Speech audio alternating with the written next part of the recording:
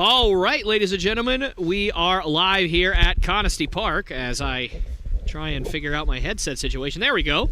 All right, hopefully you guys can hear me okay. I am getting a pretty sizable buzzing sound in my headphones, which I'm not totally all right with, given the fact that it is raining here right now, so I am a little sketched out with all the water and stuff all over the equipment. So hopefully you don't hear any kind of electrocutions going on this headset. But nonetheless, we are live here at Conestee Park for this second game of the night between the Covenant College Scots and, of course, your Bob Jones University Bruins. Bruins dropping the first game 4-0 against these Scots, but Bruins still playing very well in that one. Henry Wallach putting forth a very good performance against a pretty potent lineup, as that one's outside and probably downstairs for ball one for Josh Legnard. Obviously, we're pretty used to seeing him start, just not on Fridays, as obviously usually the way it goes is you'll have one Friday game during the evening and you'll have a doubleheader on Saturday, but given the weather that is supposed to be rolling in tonight and seemingly has already partially rolled in, they moved the two games to tonight and are going to play one game tentatively as of right now tomorrow at 12:30, as that one is ripped, and Conley Burke with a nice stab over it short. He fires on and completes the play. Sometimes an Olay works, and it worked out that time for Conley Burke, and that's going to be the first out of the inning. And that's going to bring up Zeke Gilbert now for the Scots. Stepping in for the Scots, number 16, Zeke Gilbert. And that pitch is in there for a called strike one. I, of course, am Tyler Lopes, your normal PA man, subbing in for Mr. Gamet for this second game tonight, as is usually how we try to do things when it's a doubleheader. He usually takes one game, and I take the other on the play-by-play headset. And the 2-1 is upstairs for ball. Apparently the scoreboard was wrong, so that was a ball one. So forgive me for that. And that one's going to get by Conley Burke. So that's going to be a base hit. So with one out here in the first, Bruins looking to get out of the inning here. That's going to bring up Tyler Cox. Tyler Cox.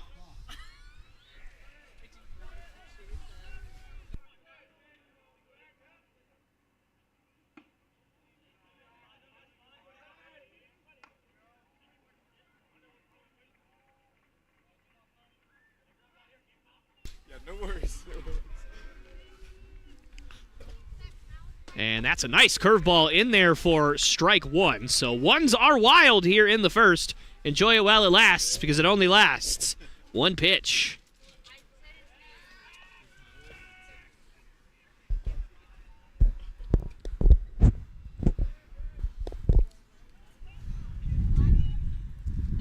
And the 1-1 is downstairs. That gets by French. And no throw, so Zeke Gilbert able to scamper up to second base. So now runner in scoring position here in the top of the first as Covenant looks to continue their momentum coming out of last game, of course, as I said earlier, winning 4-0 did the Scots in the first game. And swung on and hit off to the right and out of play. So the count moves to 2-2 now.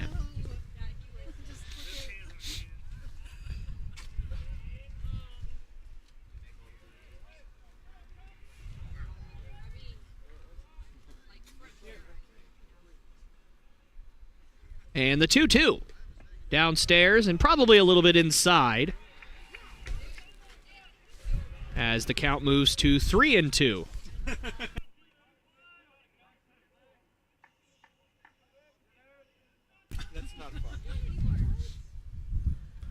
And the 3-2 swung on and fouled off.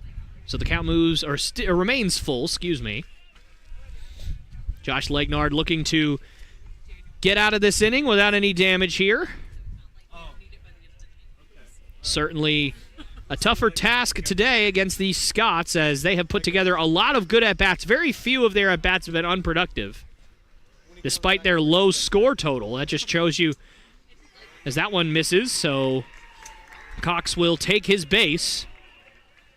That just shows you how well Henry Wallach pitched in the first game. He did not throw a lot of bad pitches, honestly. I mean, he threw very few. As that's going to bring up McCaleb Harleman. So McCaleb Harleman, clean-up hitter for the Scots. Anyways, Henry Wallach pitched very well in the first game. Did not throw any, I wouldn't say any, but very few bad pitches. That one's popped, but playable for Zach Burke, and he corrals that one for out number 2. So a good bounce back there from Legnard. It's a big out, getting that cleanup guy to pop out. Obviously not able to move any of the runners over, and certainly not able to knock any of them in. And that's going to bring up Chris Savage.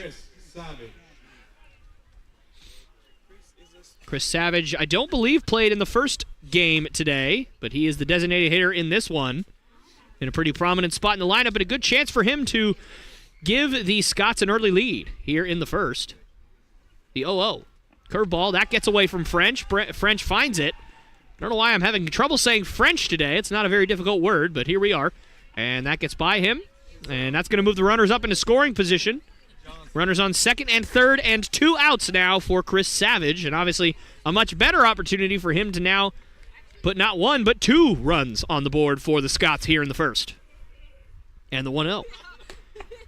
Upstairs, that misses for ball 2. So now a good hitter's count here, as Savage can really look for the pitch that's in his spot and try and drive something into the gap. And the 2-0. That one's well outside, and I don't blame Legnard here. Open base, a walk certainly wouldn't be the worst thing in the world to happen now, as that puts the force out back in play. So we will see what Legnard decides to do here on this 3-0 pitch. In there for a called strike 1. Still a good hitter's count for Savage.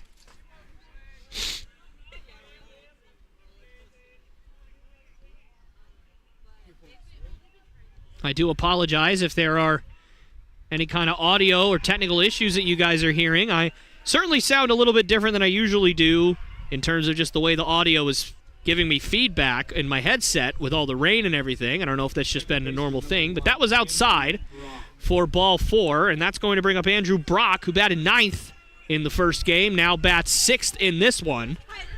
And bases loaded and 2 outs, and that's going to get by French. And luckily, it does carry him off the wall enough so that 2 runs don't score, but 1 run does score, and so the Scots take an early 1-0 lead. So already in this one, 3 wild pitches from Josh Legnard, not something that we see very often. So now runners on second and third, and 2 outs here in a 1-0 ball game, and in a 1-0 count is upstairs. And Legnard really having a tough time throwing strikes right now. Have to wonder if the rain and the moisture has anything to do with that. And that one misses as well. So 3-0 again here, as Legnard really just having a tough time finding the zone. And certainly Brock's got to be taking here.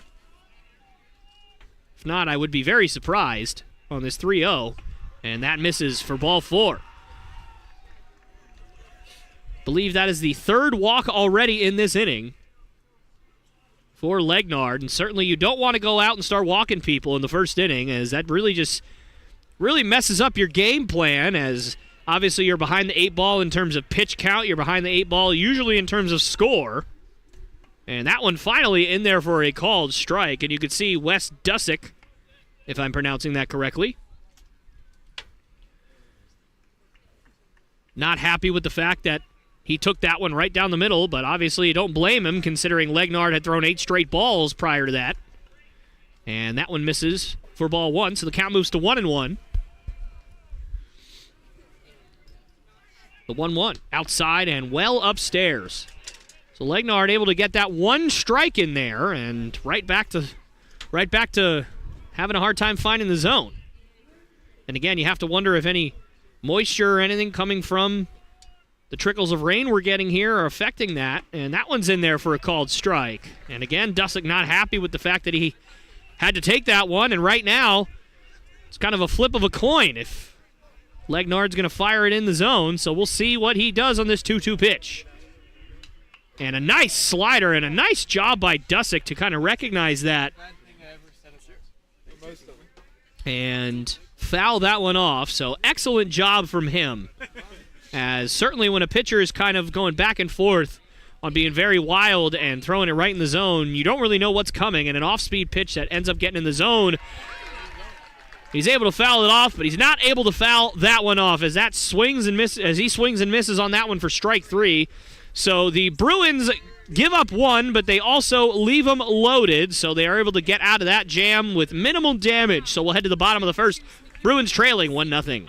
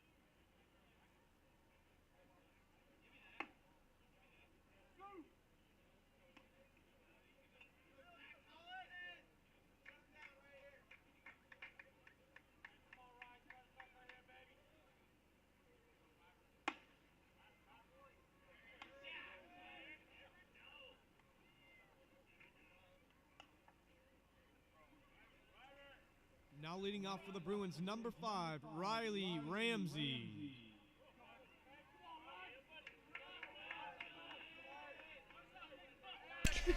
All right, ladies and gentlemen, we're back here live at Conestee Park as Riley Ramsey leads things off as the Bruins trail 1-0 here in the bottom of the first, and that pitch is in there for a called strike. Pitcher for the Scots is Zach Tollison. He'll look to continue the momentum that his pitching staff had in the first game, obviously shutting out the Bruins in Game 1. That one is swung on and chopped over to short. And he will step and fire over to first for out number 1 as Riley Ramsey is retired. That's going to bring up Colby Hogan. Now off the bat for the Bruins, number 36, Colby Hogan. So not much has changed for the Bruins here in Game 2 as it did in Game 1 in terms of their lineup. Only difference for this one is Adrian Lasval is not the designated hitter as Daniel Barcina is the designated hitter and Bryson French is behind the plate. Other than that, pretty much everything is the same other than a couple of people moving spots. And that one swung on and missed, so Colby Hogan down 0-2. And the Bruins pretty much got absolutely nothing going on offense in any of the innings that they had in the first game. I believe they only had 3 or 4 hits the entire game, didn't really walk all that much. So it was just a struggle to get anything going on offense. And it's a testament to the great Covenant pitching in the first game. And obviously the Bruins will have to get something going here, as they are already behind the 8 ball.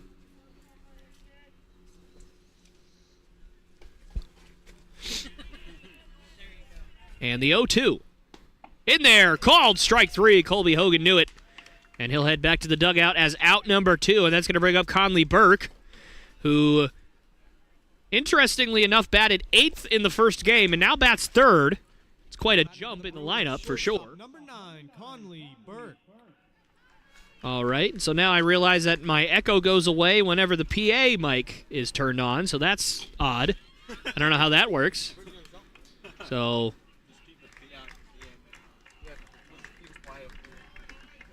that one is fouled off for strike 1. As Conley Burke, again, looks to get something going here for the Bruins.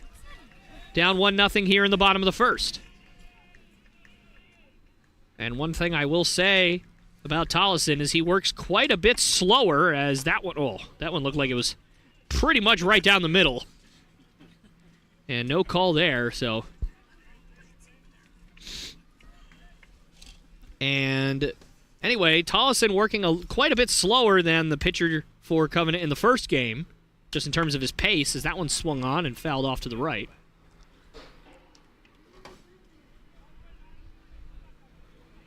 Count moves to 1-2.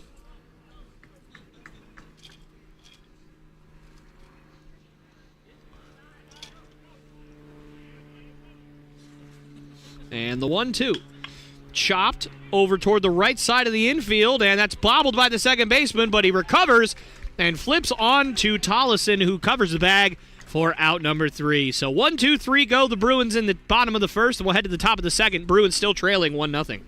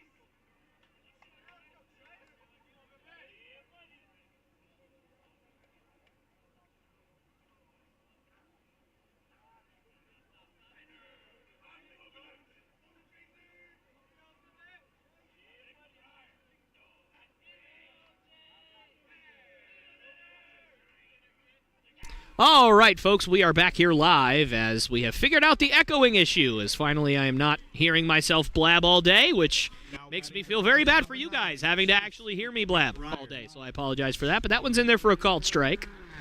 And the 0-1. Swung on and missed.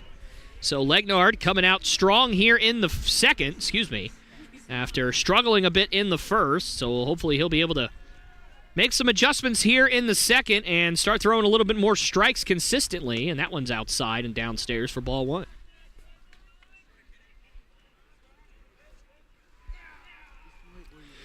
Legnard has certainly established himself as one of the Bruins' most consistent pitchers, but has struggled so far today, but gets the strike out there.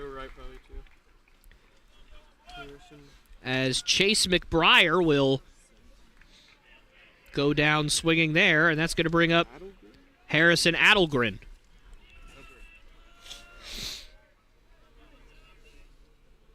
Number 17, Harrison Adelgren. And that one's in there for a swinging strike 1.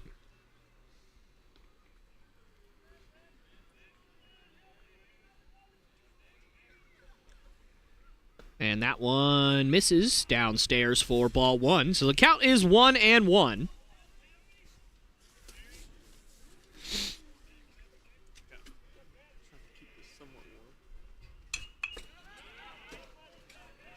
If there was any heat, it might be out.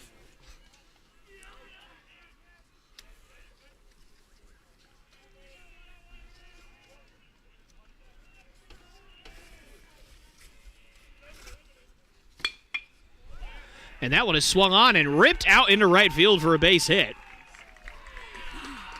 So Harrison Adelgren, the catcher for today's game, with a nice solid single with one out here in the second. That's going to bring up Kenny Mills. Now to bat number 4, center fielder Kenny Mills.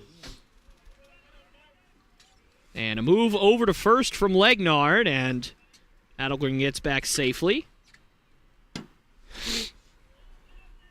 I'd like to take a moment and just thank all of you guys for watching here, whether you're on YouTube or Facebook Live, as the throw down from French, and that skips away. So that will be a stolen base for Adelgren.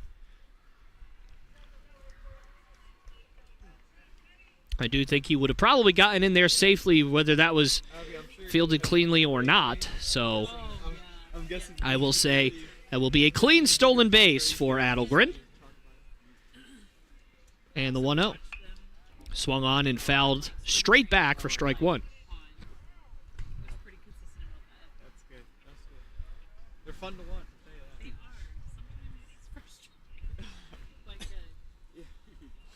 Yeah. It's funny because I never really consistently watched baseball until last year. So I don't know why until last year I started doing it. Picked a good year. I did pick Picked a really great year. great year. Yeah.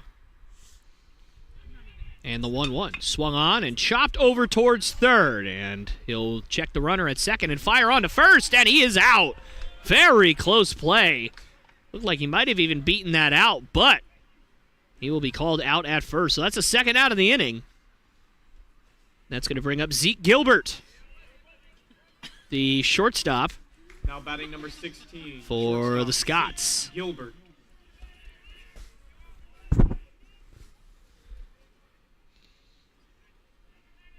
And the first pitch is a curveball in there for a called strike, perhaps a slider. Kind of hard to tell the difference between the two when you're up at this angle, so whether it's a slider or a curveball, whatever it was a good one. It was in there for a strike.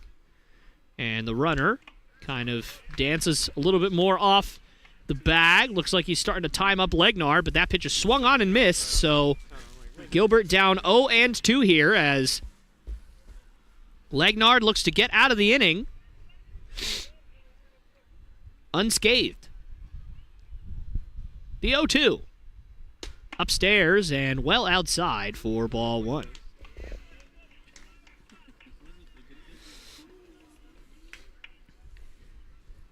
sounds like Brandon Davis. I was going to say, it sounds like a player. Yeah.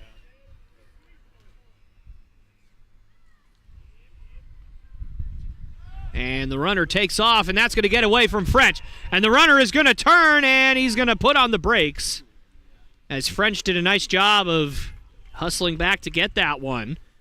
But the runner will move up 90 feet. And so once again, the Scots are threatening here in the second. Fighting Scots. Where's this from? Georgia? Georgia. I think, right? And the 2-2. Swung on and chopped over towards third. He'll throw over to first. And a nice play there for out number 3. So the Scots come up empty here in the top of the second. We'll head to the bottom half of the inning, and the Bruins trailing 1-0.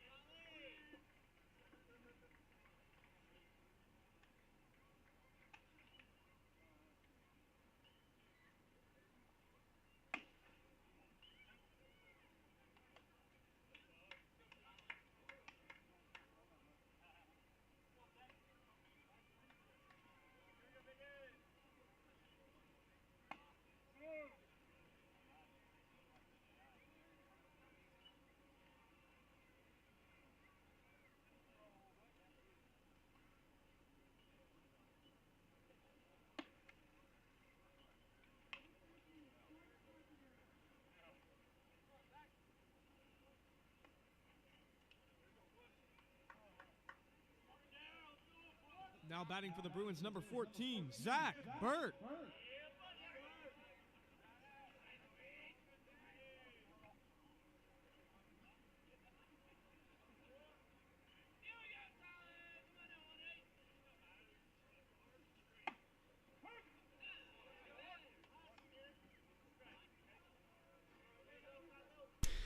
All right, ladies and gentlemen, we are back here live at Conestee Park as the Bruins trail 1-0 here in the bottom of the second, as Zeke Burke already down 0-1 here in the count. And now down 0-2.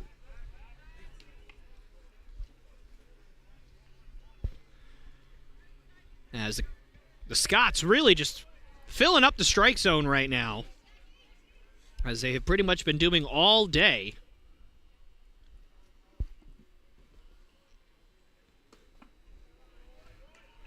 That one misses for ball one. It was a good 0-2 pitch, certainly. But Burke has proven to be one of the better hitters, if not the very best hitter on this Bruins squad so far this year, so he's certainly not going to fish for that one. And that one misses for ball two. Oh, yeah. You haven't heard the laugh.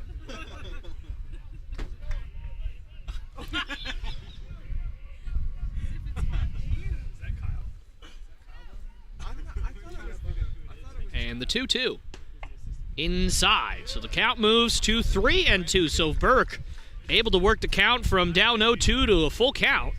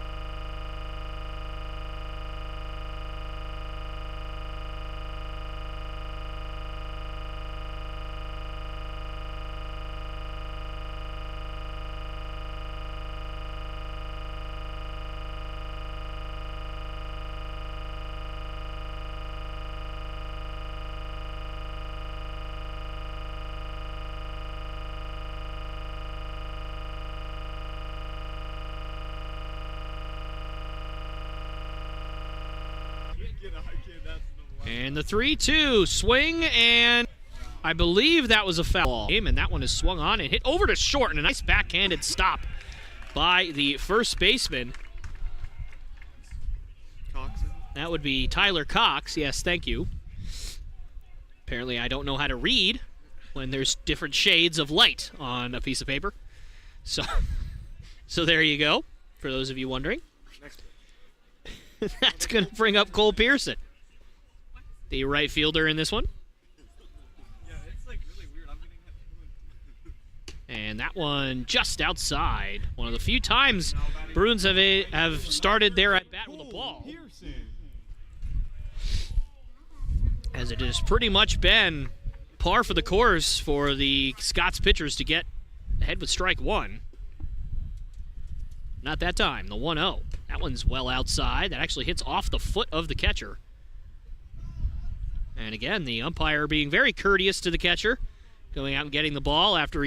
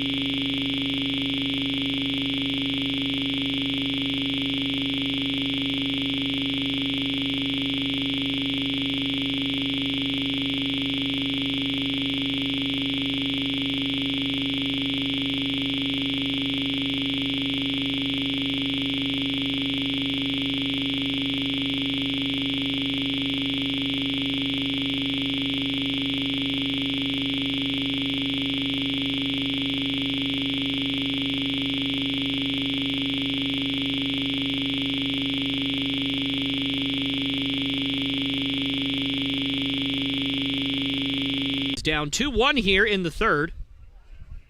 In terms of the count, obviously, but...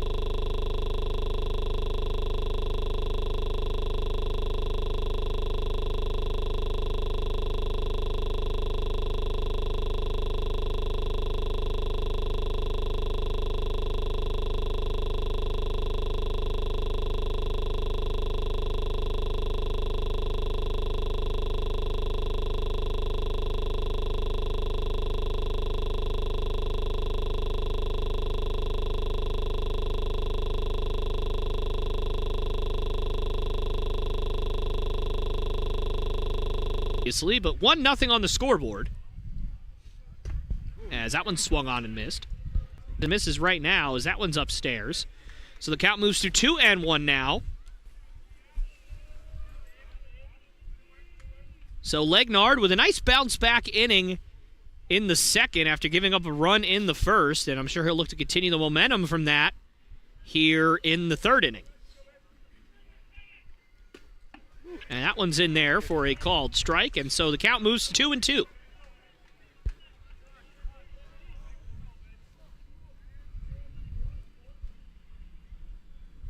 And the 2-2. Swung on and ripped out to center field. That's going to drop.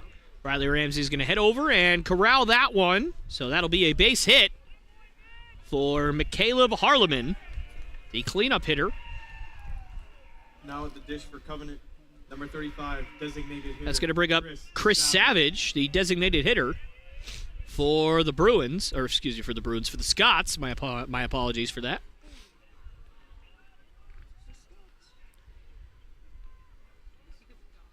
First pitch is swung on and missed. And that gets away from French. And Harleman thinking about third, but he'll put on the brakes and stop at second. So another pass ball here, or wild pitch, excuse me. I've seen quite a bit of those already here in this game. I believe that's 5 now from Legnard. And the 0-1. And I'm not sure.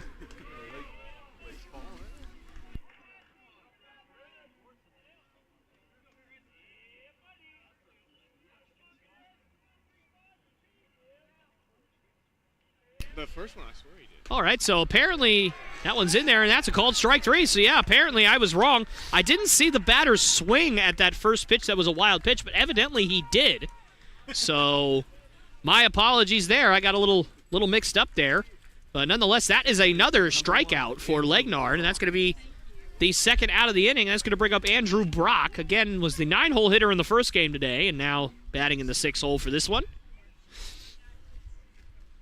But I will say, that one's in there for a called strike. I will say for the third. What is wrong with me? I cannot speak today. For the third straight inning, the Scots have a runner on second in scoring position and are threatening to score here.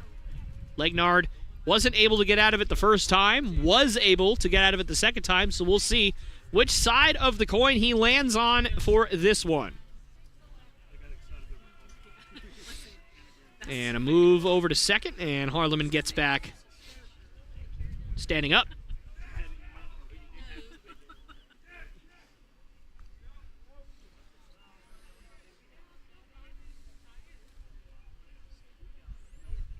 And kind of a fake move there, just trying to keep Harleman from trying to take third.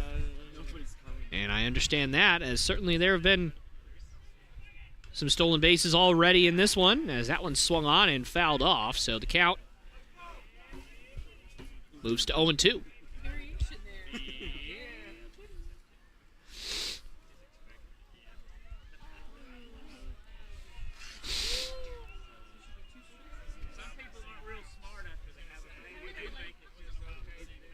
And Legnard sets, and the 0-2 swung on and fouled off. So the count remains 0-2.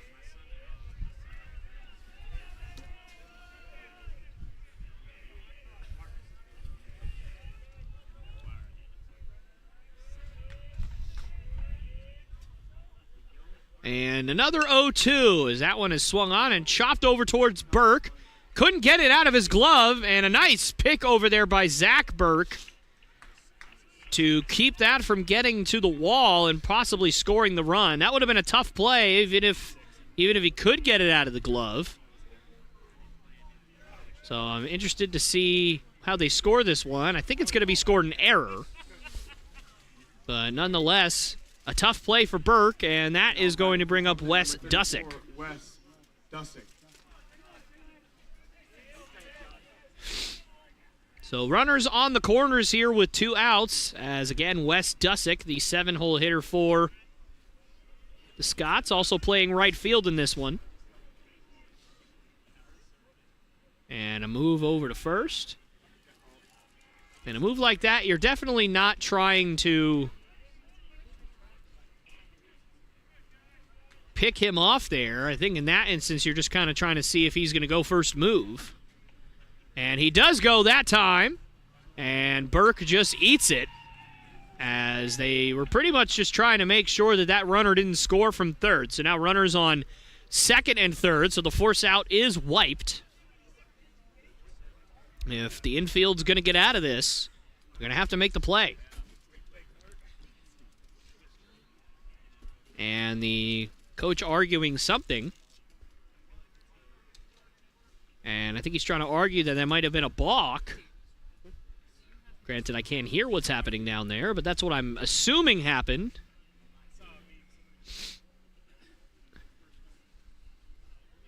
And obviously the coach not getting what he wants out of that conversation. Yet to be a pitch thrown in this at-bat yet.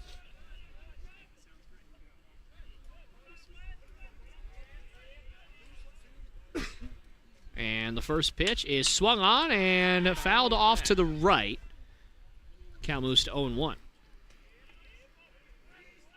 And like I was trying to say a little earlier, I wanted to thank all of you guys for joining us here today, whether you're on Facebook Live, whether you're on YouTube, whatever the case may be. Thank you so much for taking time out of your Friday night and joining us here from wherever you are, whether it's here in beautiful Greenville, South Carolina, or whether it's anywhere around the world. Thank you so much for joining us today. And we do hope that if you are able to come to Conestee Park and join us in person, that you'll be able to do that at some point. As that one misses, count moves to 2-1. As all games here at Conestee Park are free admission, so obviously you won't have to pay to come inside and join us here and watch some baseball, as that one's popped high in the air and out of play. Speaking of being able to watch baseball, obviously the MLB and the MLBPA coming together to form a new CBA. So baseball is back, ladies and gentlemen, and I know I speak for former college baseball player myself and a big baseball fan. I could not be more excited as that one is swung on and hit up the middle. Chad Bain, it's off his leg, and he fires on to first, but that's not going to be in time. And so another run scores for the Scots, and they're going to take a 2-0 lead here in the third. And nothing Legnard could do about that one, as he's been getting soft contact pretty much all inning. And just hasn't been able to finish, has the Bruins defense. Now batting for the Scots, number 9, Chase McBriar. It's going to bring up Chase McBriar now.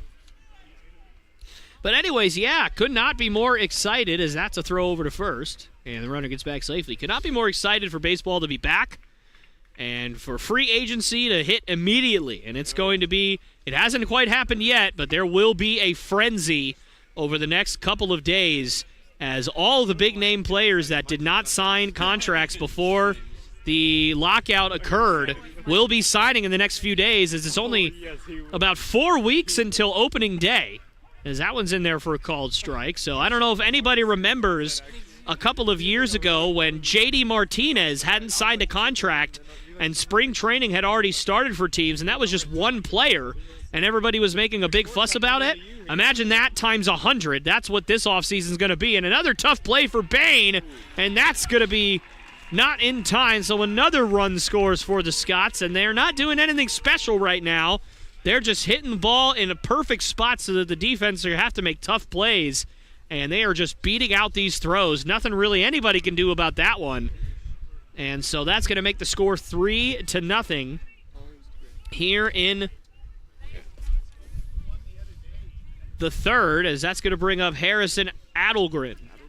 Adelgren, yes, excuse me. I don't know why I thought I misread that. That one's in there for a called a swinging strike. I honestly just cannot speak today. I apologize to all of you guys at home. I don't know what's going on. My brain's not working today. So, granted, it doesn't work usually, but, you know, we try out here. And the 0-1. Upstairs for ball one. Count moves to 1-1. Obviously, these doubleheaders can take a very long time and can go on for upwards of 7, 8, maybe even 9 hours if you get crazy, although this one's obviously not going to be quite that long. But nonetheless, it can certainly, without concessions here, we do have some popcorn over here, but, you know, without concessions, without, you know, a lot of sustenance, you know, you're going to be quite famished after games like this. So if you do get famished, or if you do get very, very hungry after the game, you can certainly check out Chick-fil-A of Taylor's, because they are a proud partner of your Bob Jones University Royals, as that one swung on and missed for strike 3. And for those of you who don't know, Chick-fil-A of Taylor's is located just a few miles from Bob Jones on Wade Hampton. So if you do get hungry after these games, certainly go check out Chick-fil-A of Taylor's. They will take really great care of you. But nonetheless, the Scots strike for 2 here in the top of the third, and we will head to the bottom half as the score sits at 3-0.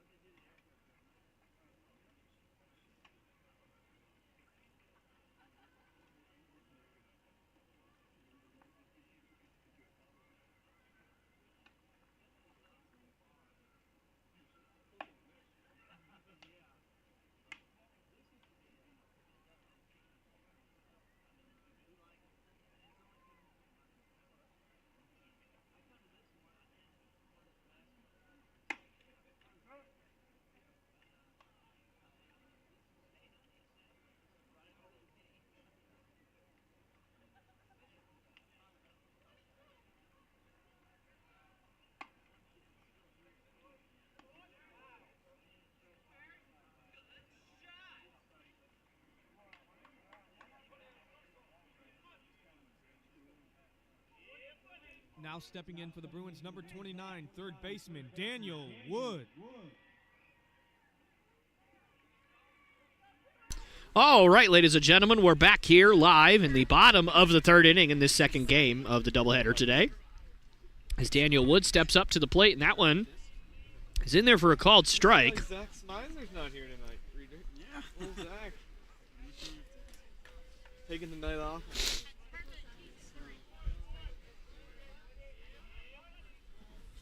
Yep. Sorry, we already heard that enough. We don't need to. That one is in there for a called strike as well, so I believe the count moves to 1-2. You didn't hear it close enough.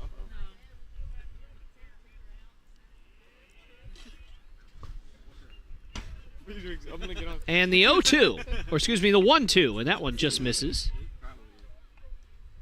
Would the guy in the dugout please stop?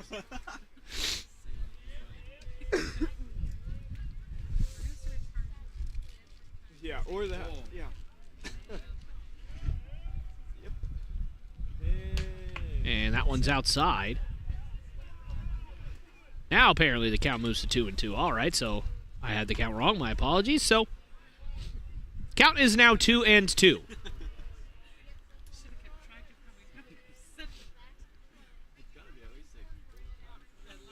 And that one's outside. So Daniel Wood doing a nice job laying off of that curveball with 2 strikes.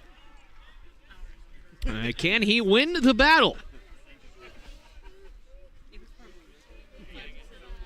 The Bruins have won very few battles at the plate today. And we'll see if he can win this one. And he cannot. Swing and a miss. And this Scots pitching staff just continues to mow down the Bruins, as that's the first out of the inning, and that's going to bring up Bryson French, who's behind the plate today. Now up to bat for Bob Jones, catcher number 15, Bryson French.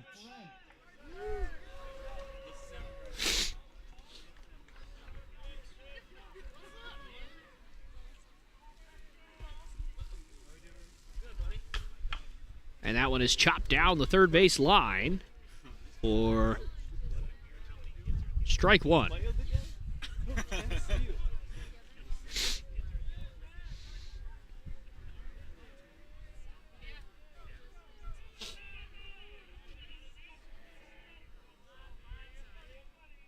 And the 0-1 just misses. And man, another pitch that looked like it was right down the middle. Maybe not quite right down the middle, maybe a little, definitely on the inner third of the plate, and that one is obviously called the ball. The 1-1. That one's in there for a called strike. Count moves to 1-2.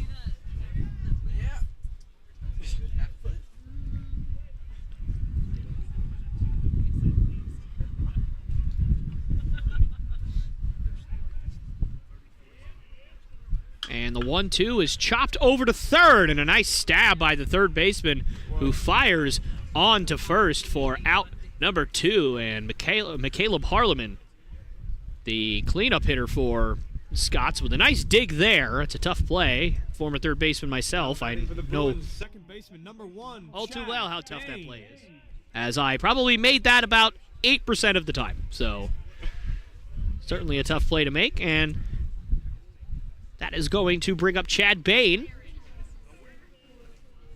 And that one misses.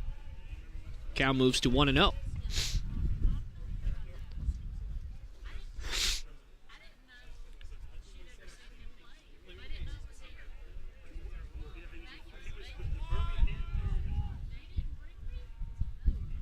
And the 1-0 is in there for a called strike, so the count moves to 1-1.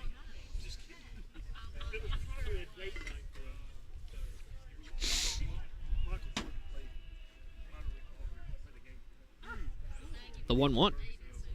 Swung on and popped up and over towards some fans, and it lands just in front of them. So the count moves to 1-2.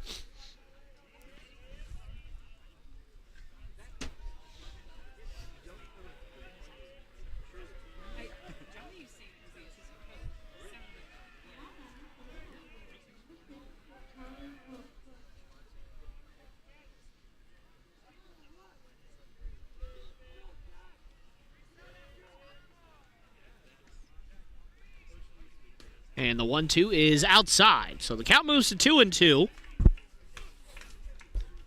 As Tollison, the pitcher for the Scots, picking up right where his teammates left off in the first game, as he is 1 strike away from another 1-2-3 inning here, and he gets it. That one swung on and missed, and the Scots pitching staff just continues to dominate the Bruins.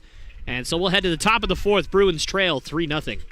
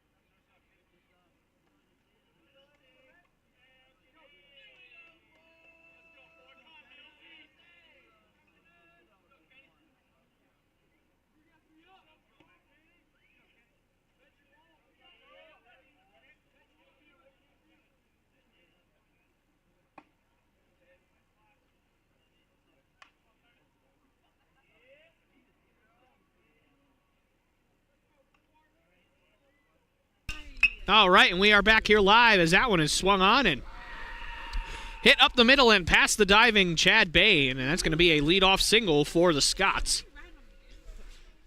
As they look to build upon this 3-0 lead that they have here in the fourth.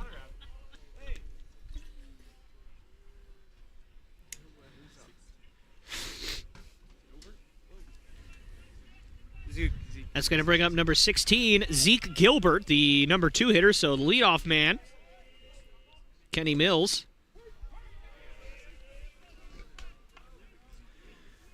With the single there, and that one's in there for a called strike. Batting for Covenant, number 16, Zeke Gilbert.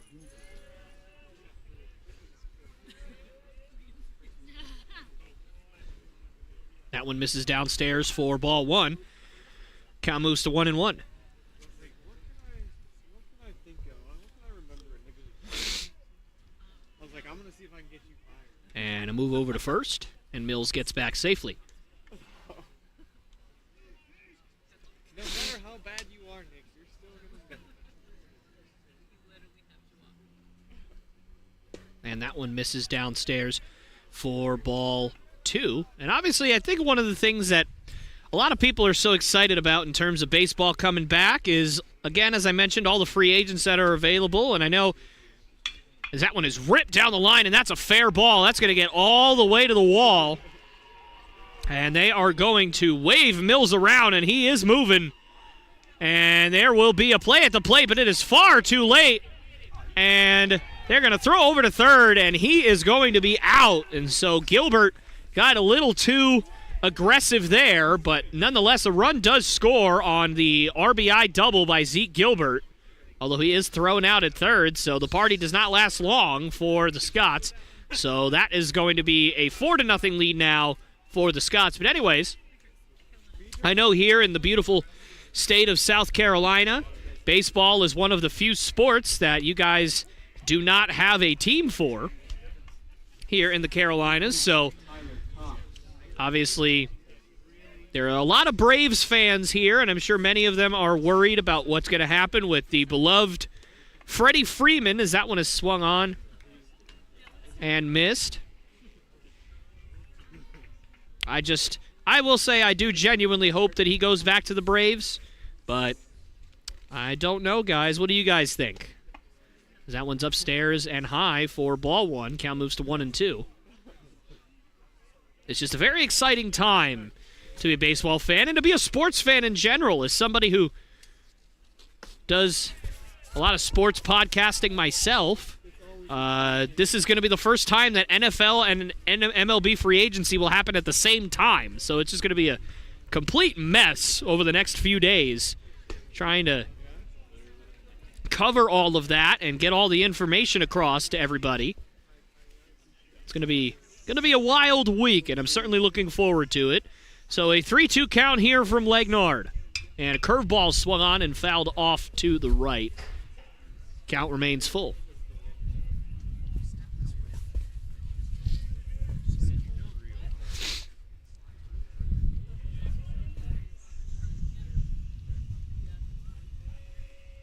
And another 3-2 swung on and popped high in the air. It's going to get well out of play.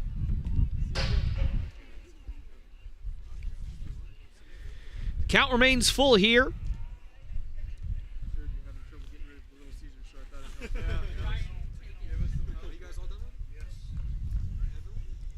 With that one, yeah, we got ours.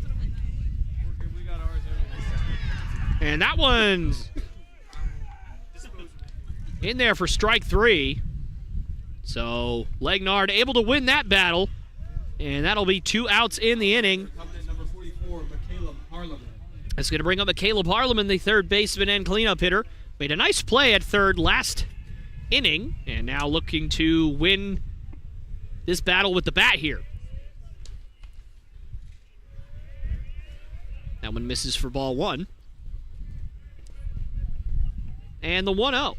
Swung on and fouled straight back, and he just missed that one. He took a big swing on that one and just missed it.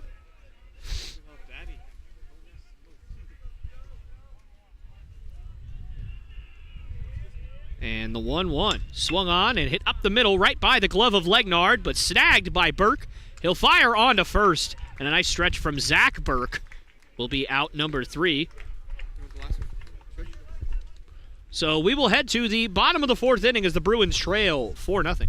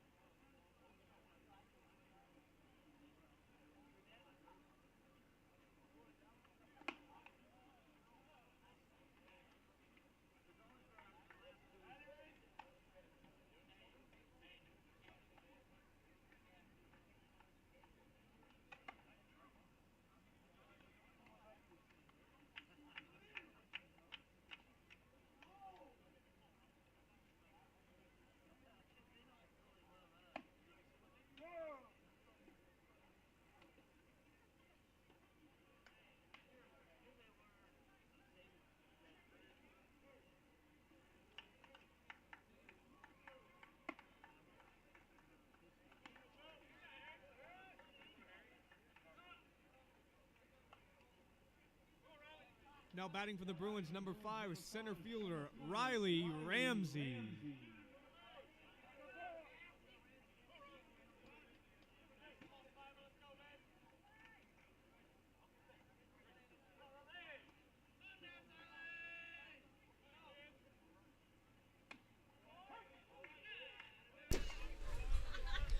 All right, folks, we are back here live in the bottom of the 4th as the Bruins look to get something going here against the Scots, as they are obviously in danger of being shut out for the 2nd straight game. And that one's downstairs for ball 1.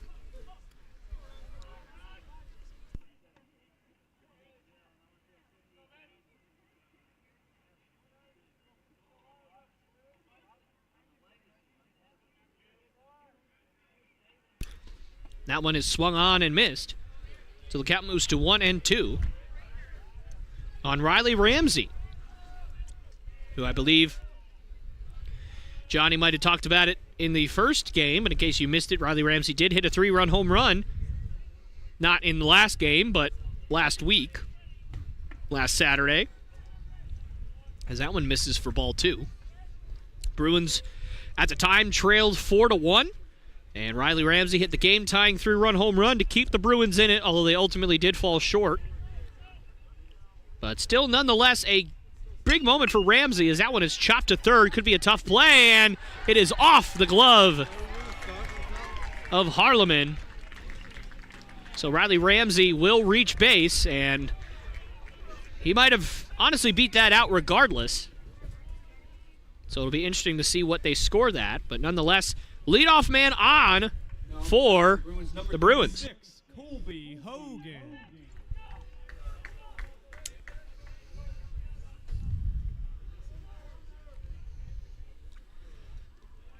And that one's in the dirt, and a nice stop there by the catcher.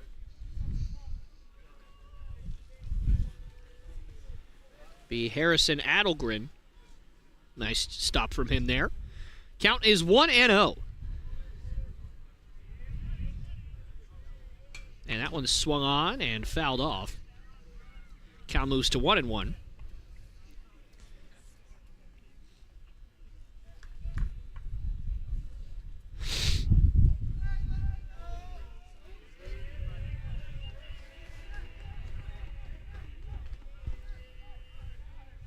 And that one is swung on and hit out to left field. That's going to drop for a base hit. So the Bruins got something cooking here in the bottom of the 4th. And honestly, I could say this, but finally, it has been so long since the Bruins have even had a runner in scoring position in today. And that's going to bring up Conley Burke. Shortstop, number 9, Conley Burke.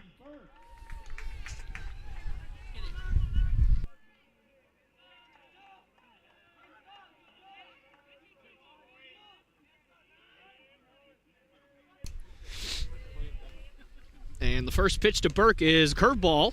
That is in there for a called strike one.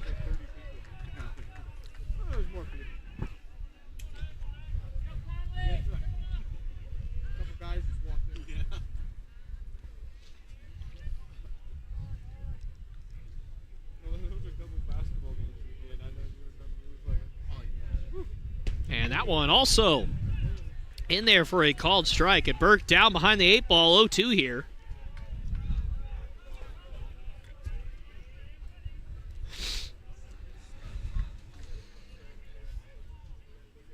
Got to have a productive out if you're going to get out at all here if you're Burke. That one just misses for Tollison. Count moves to 1-2.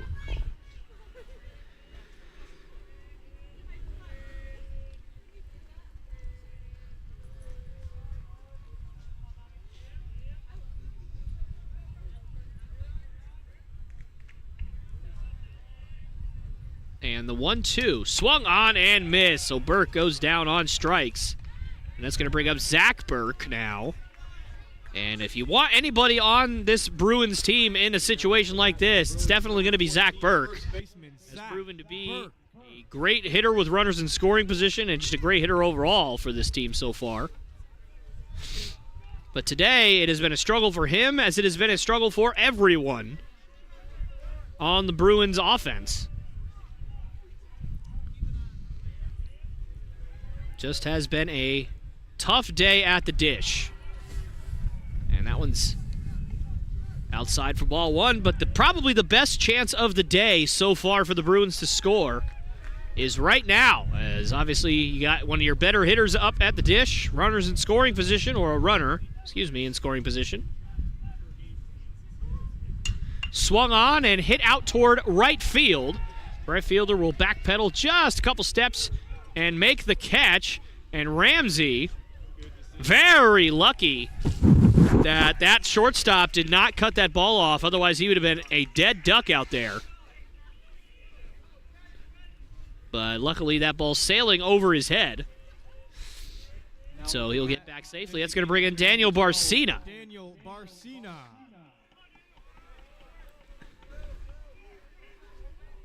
And not sure how many opportunities the Bruins are going to get like this one. 2 runners on and nobody out.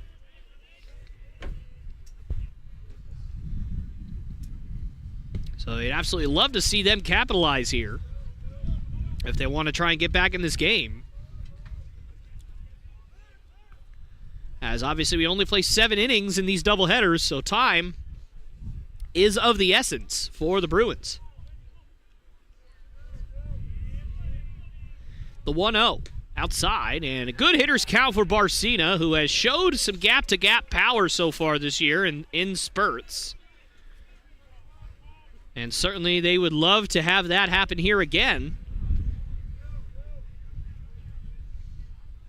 as they just want to get anything going and have just a run cross the plate, as they have scored 0 runs on the game and on the day.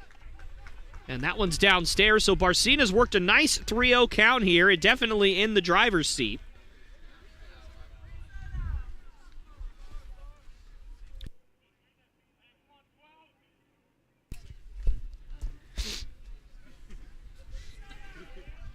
And that one in there for a called strike.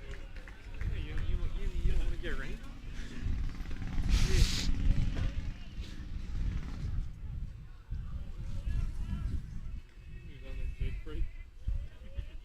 The whole way down the road.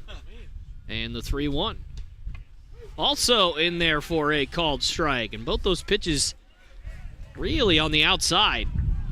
But called strikes, so the count now moves full, and big spot for Daniel Barcina here. One big swing could really change the outlook of this game for the Bruins. The 3-2. Downstairs, so Barcina ultimately works the walk. And that is going to bring up Cole Pearson, who slid down from 3 to 6 in the lineup for this one. The Bruins right fielder, number 38, Cole Pearson. And again, a huge spot for the Bruins, as any kind of base hit will get them on the board here. His first pitch to Pearson is well outside, and Tollison suddenly starting to lose his strike zone a little bit here. As obviously the rain coming down a little bit here at Conestee Park as we anticipated. So we will see how long this will go, as that one's in there for a called strike. Because obviously if the rain starts coming down pretty hard, obviously you won't be able to grip the baseball, won't be able to do a lot of things safely. So we'll see what happens with that. And the 1-1 swung on and drilled out to center field. The center fielder drifts back, and he will make the catch for out number 3. So Tollison does get out of the jam, and the Bruins come up empty in the bottom of the 4th. So we'll head to the top of the 5th. Bruins still trailing 4-0.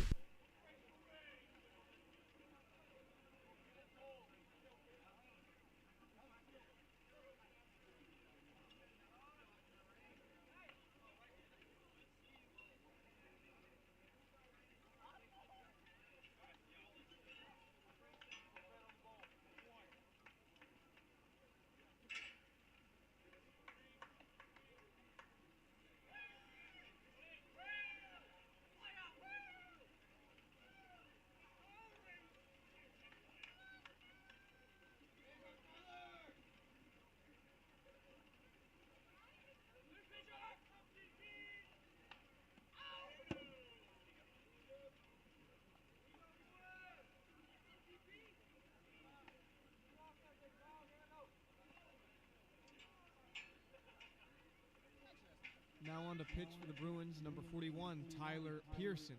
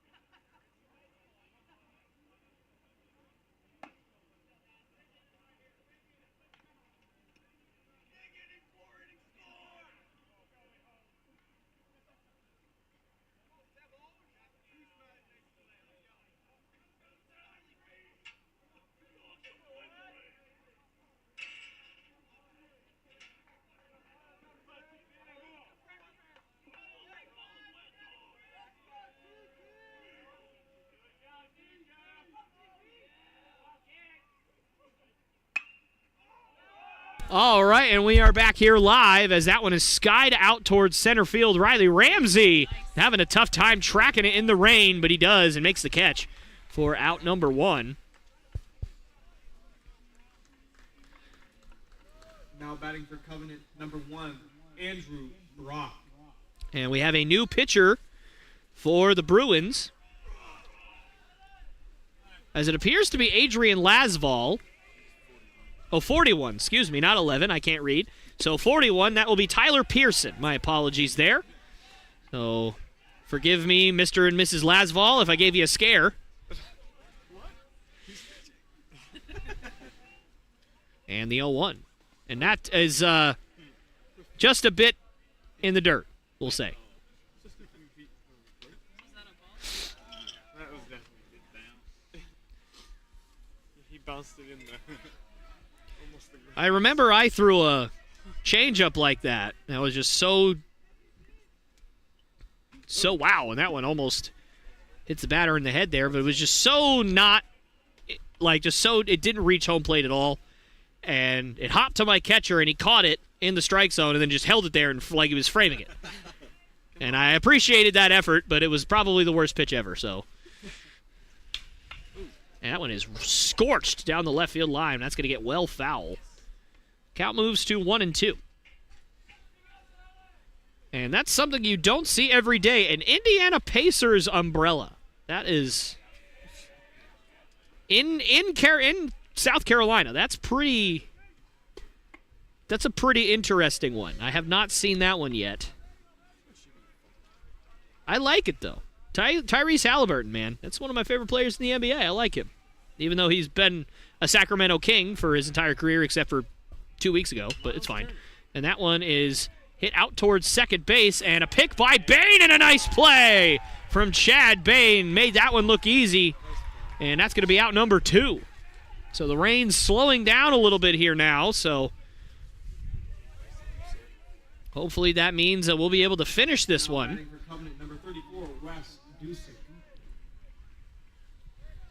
It looked for a second there that this rain, if it picked up anymore, might have to think about stopping this one, as that one's in there for a strike. But obviously the rain has slowed down now, so we should be in the clear, at least for the moment. And the 0-1 in there for a called strike 2. And Tyler Pearson coming in the bullpen and throwing strikes, or I should say coming out of the bullpen, not coming in the bullpen. That'd be a heck of a thing to be pitching in the bullpen and in the game at the same time. And that one just misses. It just got around the plate there. So the count moves to 1-2. That looked like a strike. And the 1-2. Swung on and hit out towards short. Conley Burke puts his foot in the dirt and fires. And 3 really nice plays by the Bruins defense in that inning. And the Scots go 1, 2, 3, and we'll head to the bottom of the 5th with the Bruins still trailing 4-0.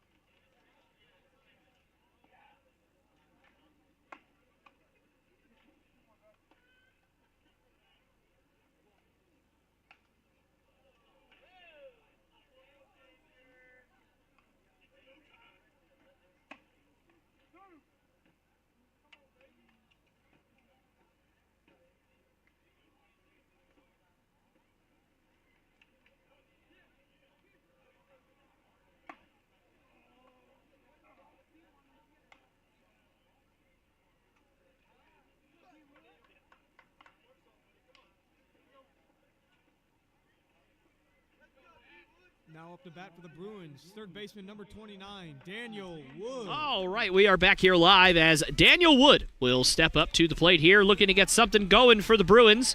Bruins had the bases loaded in the last inning, and that one, so he says he went, so that's going to be a called, or not a called strike, but a swinging strike, actually, for strike 1.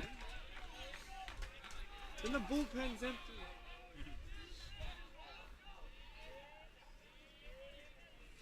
And that one off the plate. And anyways, the Bruins had a chance, bases loaded in the last inning, and unable to capitalize. Had runners on second and first with nobody out, and were not able to capitalize. So, certainly the Bruins will look to get something going here in the bottom of the 5th, as that one's in there for strike 2. And if they're going to get something going, it's going to have to be the bottom of the lineup, which has, of course, struggled today, but granted, so has pretty much everybody for the Bruins today, so I can't really say I blame them. And the 1-2. In there, called strike 3. Daniel Wood just had to look at that one, and that'll bring up Bryson French with one out here in the bottom of the 5th. Off the bat for the Bruins, number 15, catcher Bryson French.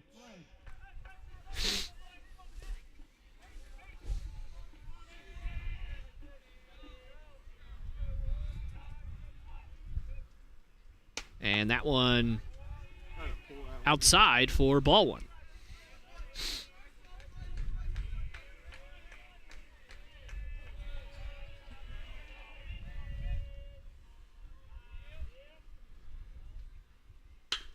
That one is swung on and hit out to left field, and Bryson French with a base hit. So I talked about the bottom of the lineup having to come through if the Bruins are going to get something going here in the 5th, and Bryson French does his part with a base hit, and that's going to bring up the 9-hole hitter, Chad Bain. And you're probably going to see a little bit more of that than you might otherwise. Pitchers switching out baseballs as the rain obviously still coming down just a little bit here at Conestee Park.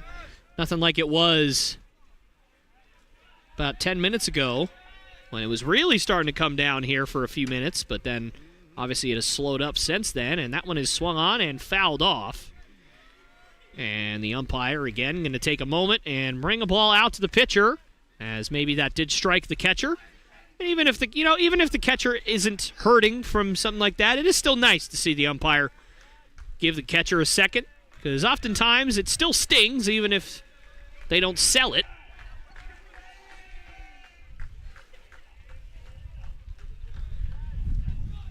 So the count is 0-1. Bryson French takes his lead off of first, and that one just misses. That was a good pitch there. But that is a really nice eye from Chad Bain. That one was pretty much a strike all the way until the very, very end. Just kind of got itself off home plate. So the count is 1-1, and of course, ones are wild here in the bottom of the 5th. Enjoy it while it lasts. It only lasts one pitch. The 1-1. And a bunt shown, and that one is bunted and fouled off. So the count now moves to 1-2 on Chad Bain.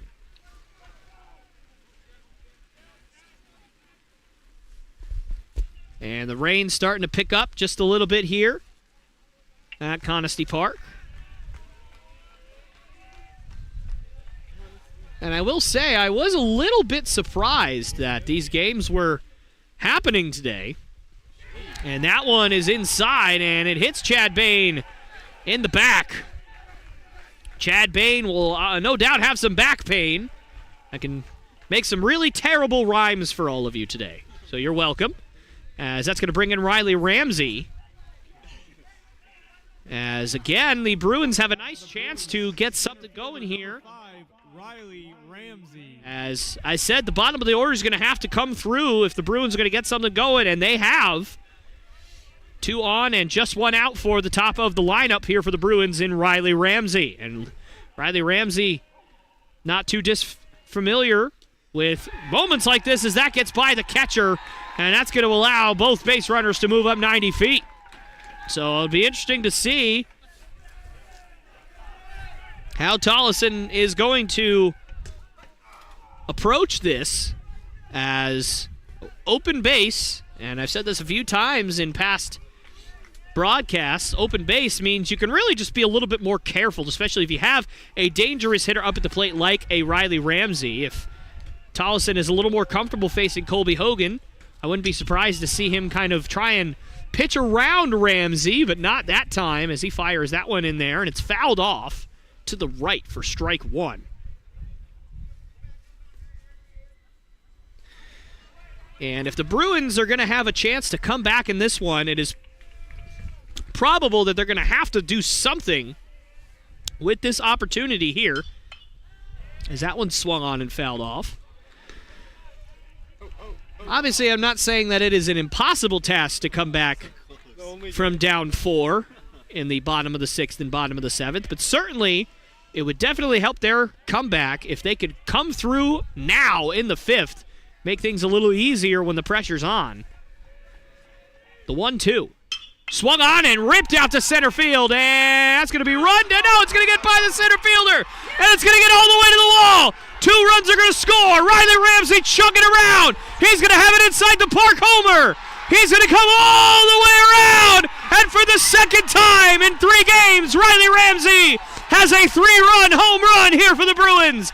And just like that, the shutout is over, and the Bruins are right back in this one, as this is a 4-3 ball game.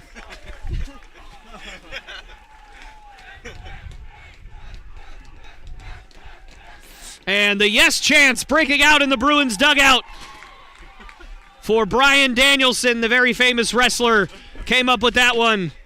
Many of you may know him as Daniel Bryan, but I know him by his real name, Brian Danielson. And the first pitch is way outside to Colby Hogan. For the Bruins, number 36, Colby Hogan. And the Bruins certainly coming through in a big way as Riley Ramsey once again delivers. And I said the second time he's hit a 3-run home run, I will say that one was obviously a little bit different than the first one. That one being an inside the park homer, and that's going to prompt a mound visit as Tollison has absolutely lost it here in the 5th. After pitching so tremendously all game and pretty much all day, the Scots are now in danger of blowing this lead here in the 5th. And the Scots do have an arm out there in the bullpen getting ready. Mound visit probably just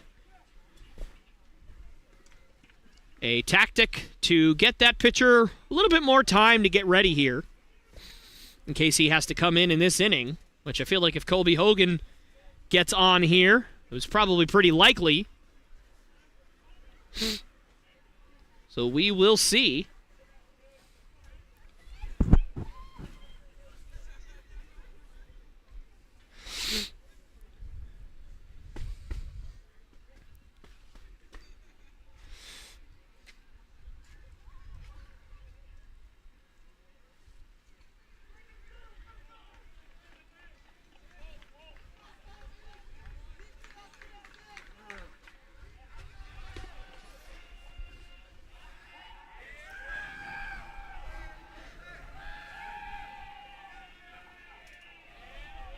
And the 2-0 to Hogan.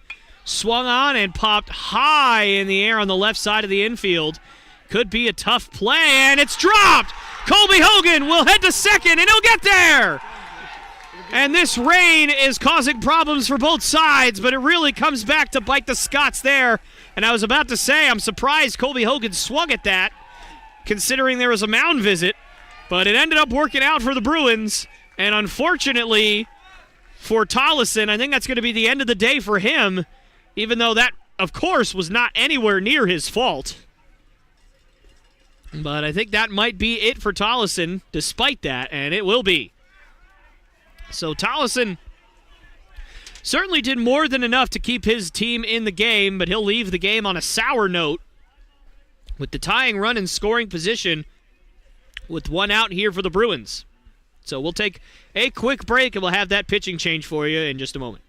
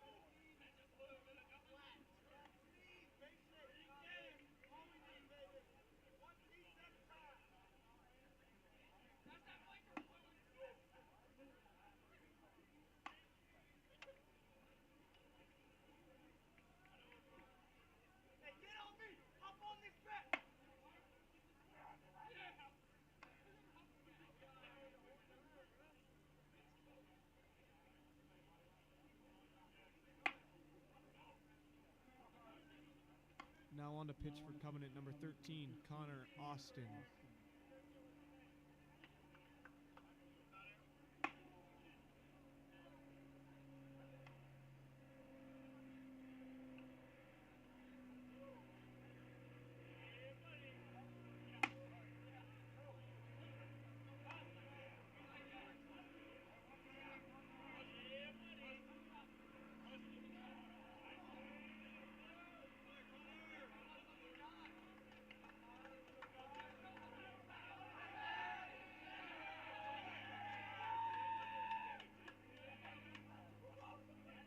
Now up to bat for the Bruins, shortstop number 9, Conley Burke. All right. So the pitcher now on for the Scots is number 13, Connor Austin. He is a senior from Nashville, Tennessee. Not too far from my old college stomping grounds. It's about 3 hours west from Knoxville. Actually, no, maybe a little more than 3, maybe like 5. Something like that. Either way, a little far away, but same state. But other way, let me try that again. Nonetheless, Conley Burke will step up with a runner at second. And one out here in the bottom of the 5th as the Bruins have come absolutely roaring back. And for the first time today, that dugout has a lot of life in it, as they have pretty much been silenced all day other than one guy yelling, "Yeah, buddy," about 912 times. But now everybody is out there chanting, and I agree. Yeah, buddy, let's get it here in the bottom of the 5th, as that one is tapped foul off to the left.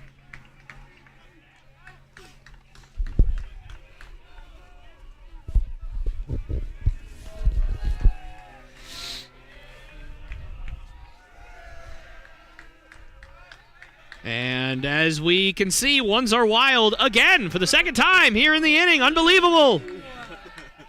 And that one is in there for a called strike. I know what you guys were all thinking here at the booth and at home. You thought I missed it. I never miss it. We know.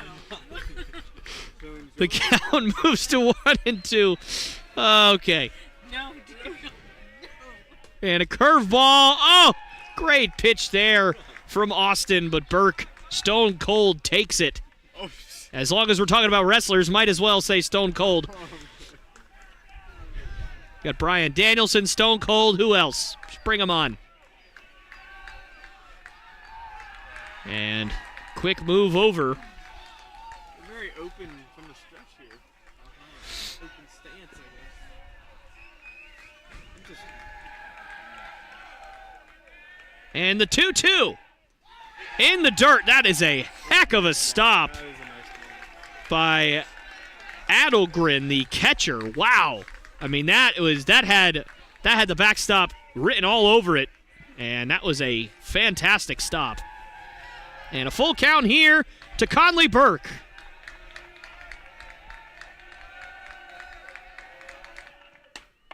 Outside! Great take from Burke. And that's going to bring up Zach Burke. And again, not a lot of people you'd like to have up in this spot than Zach Burke. And the Scots don't have anybody actively throwing Zach Burke. in the pen, although there are a few people down there ready to go. And for Zach Burke, if he could just come through one more time, this would be a huge victory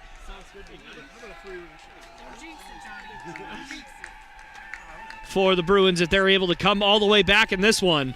At the very least, just good for confidence, as that one is downstairs for ball 1. And Zach Burke, I'm sure, would love to put one in the gap here.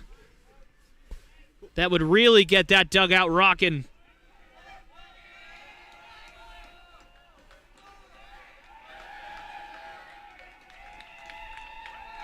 And the 1-0.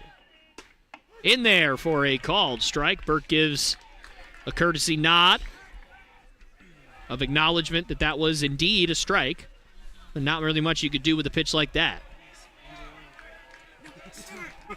And correction, ones are not wild as there are 2 runners on base. You think I miss? I don't. And that one just misses downstairs for ball 2.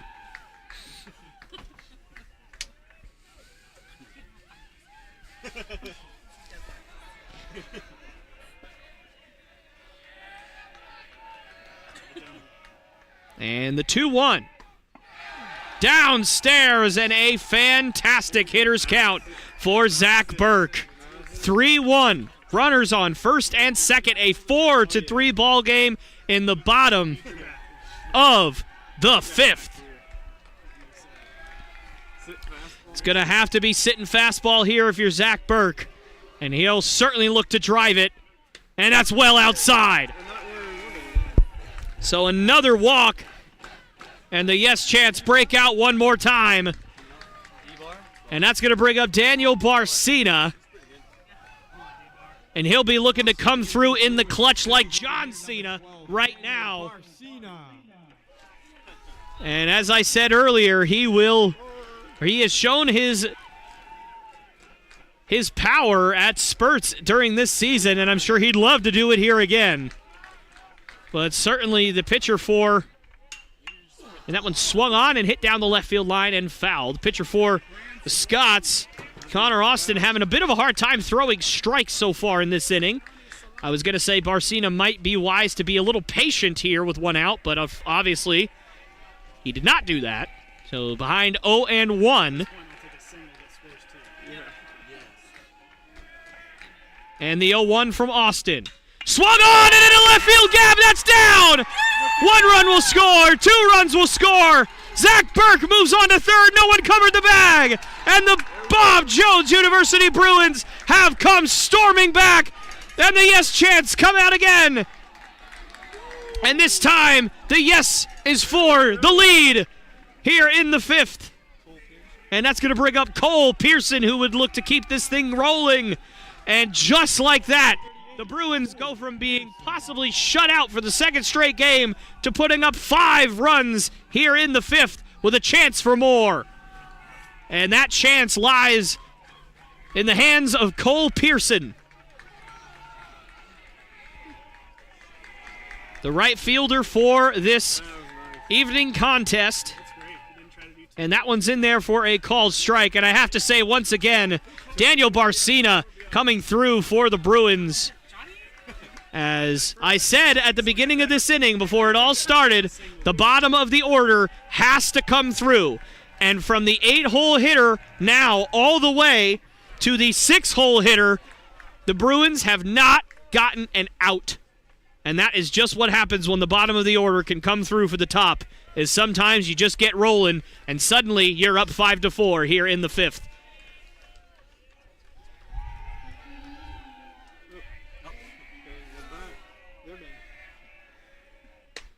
And a big swing from Pearson. And he goes down on strike. So that'll be the second out of the inning here for the Bruins. And that is going to bring up Daniel Wood. Third baseman, number 29, Daniel Wood. As the catcher calls the first and third plays for his defense. Bring on the hail. Listen, if it starts raining, We need lightning. And that one is swung on and hit out to right field. And with this rain, it could be trouble, but he will back up and make the catch for out number 3. But bottom line, the Bruins strike for 5 here in the bottom of the fifth. So they will take a 5-4 lead as we head to the top of the sixth.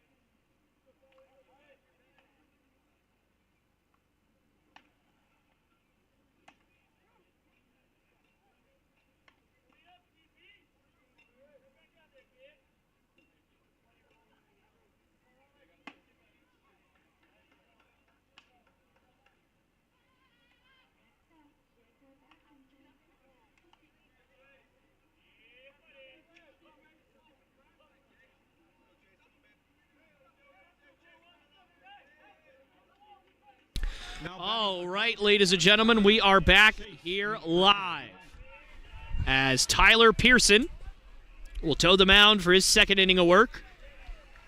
And this time, he is not tasked with keeping the Scots lead right where it is, but he is tasked with holding the Bruins lead as the Bruins struck for 5 in the bottom of the 5th to take a 5-4 lead over the Covenant College Scots, and 2 straight pitches almost hitting Chase McBriar, the 8-hole hitter for the Scots. And just like I said in the bottom of the 5th, certainly for the Scots, the bottom of the order is going to have to come through if they're going to want to get back in this game, as that one is in there for a called strike 1.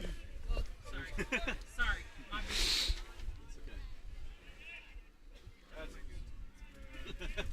Rerun homer. Inside the plate. And the 2-1 swung on and missed. There was no error. Count moves to 2-2, and certainly Pearson would love Came over, it's like in the right center field gap. Center to, field came over, tried to make at the very least, get this thing back to the Bruins offense with a 5-4 lead, as it appears that Jerry Dunwoody will head out to the bullpen, yeah. presumably He came the whole way around. one on the off chance that Yeah.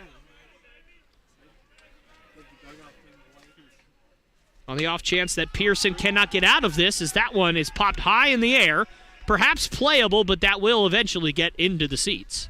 So anyways, just in case that Pearson cannot get out of this 6th inning clean, I'm sure that Dunwoody would be up, but also probably, if the lead remains for the bottom of the 7th, to hopefully close out this one. That's probably what they are warming him up for. On a cold night like this, it's never a bad thing to get a few extra warm-ups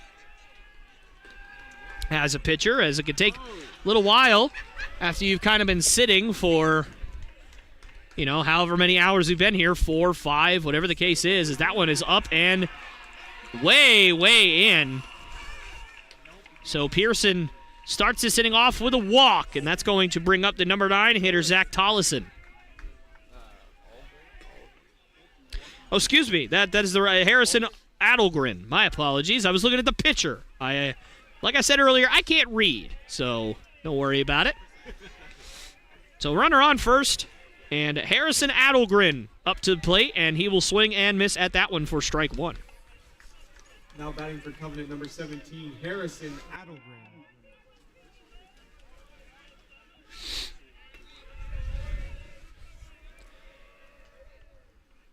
And the 0-1, and a butt shown, and he bunts that one over toward the on-deck circle, so that's going to be strike 2. Get it down. Pearson looking to bounce back from the leadoff walk here, and he's off to a good start with that. Now he's up 0-2.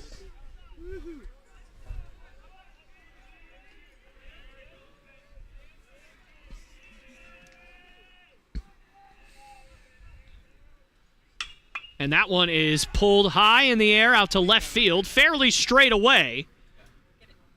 And that is a tough play, especially with all this rain, but Colby Hogan able to track it down and make the catch for out number 1.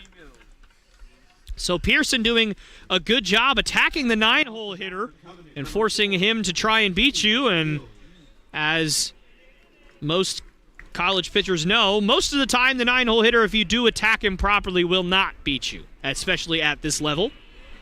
So sometimes they do, but most of the time there's a reason they're hitting in the 9 spot. So count moves to 1-0.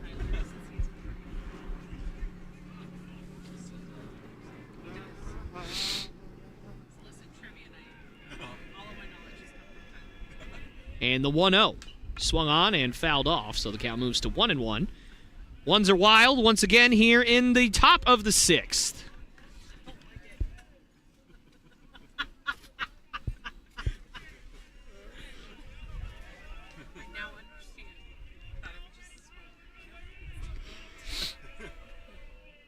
And that one is popped high in the air over towards us over here, but that's going to get out of play.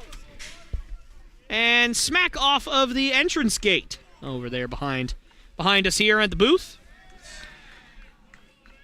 And obviously this booth over time today has turned into a slip and slide, of which I'll have to try out later. And that one is swung on and fouled off. Count remains at 1-2.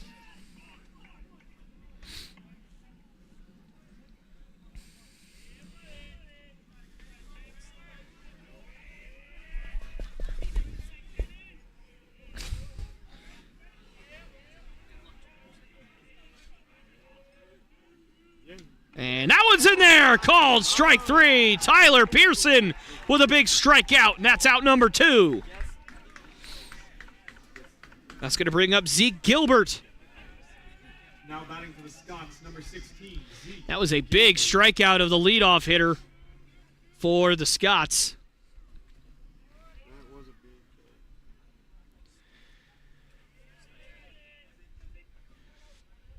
big And a curveball that ended up actually getting a lot closer to the plate than I'm sure the batter thought. So that's going to be a 1-0 count here.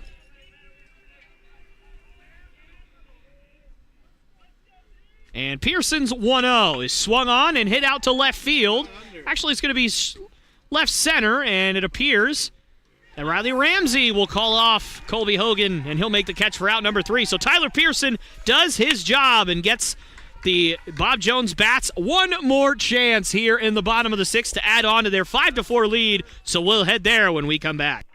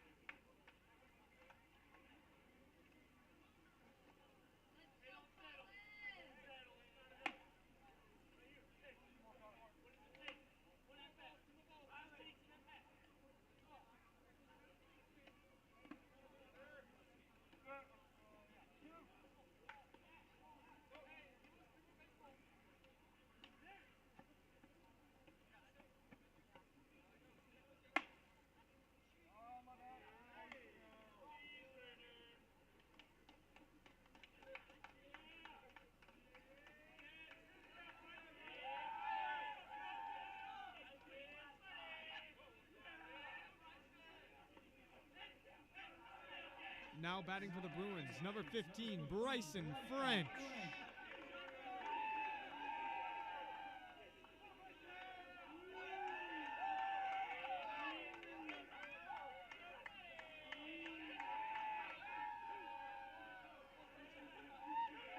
All right, ladies and gentlemen, we're back here live in the bottom of the 6th as Bryson French swings and misses at that one. And it is so nice to hear the Bob Jones University dugout with a lot of life, as it really just hadn't had a lot of life all day, as runs were hard to come by, but that 5-run 5th has really put something in there, and what a great play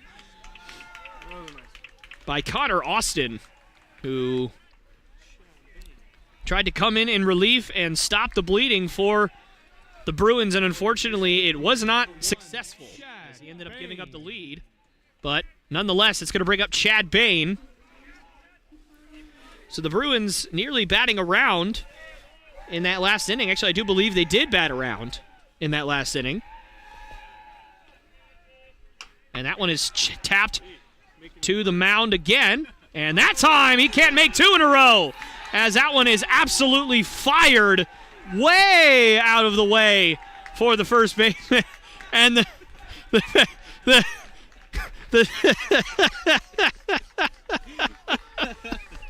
the bench tipping their caps to the pitcher and thanking them for his error, which I don't think I've seen that before. But all right, sure. Forgive me.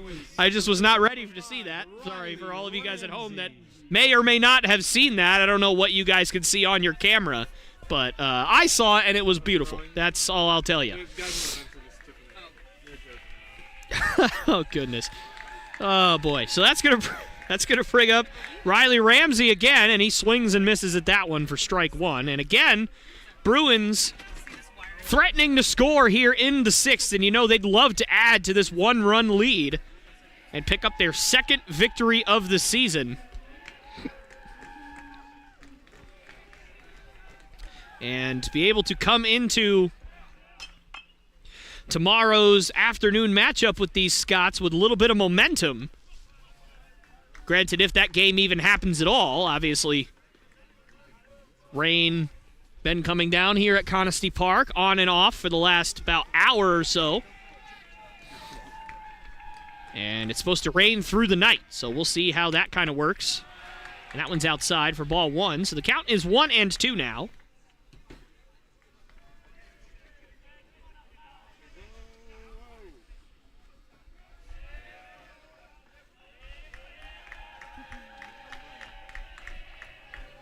And the 1-2 just misses.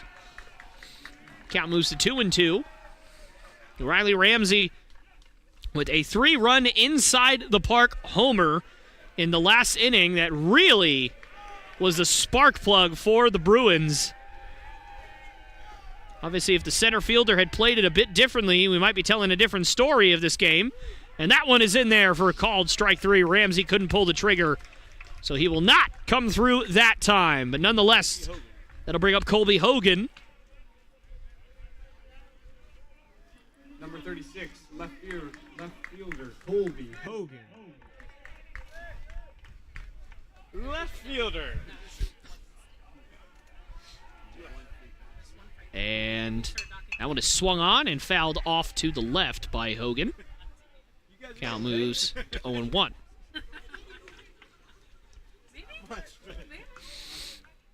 I should be grateful. I got supper tonight. There you go. Quit your complaining. I do soccer, basketball, baseball.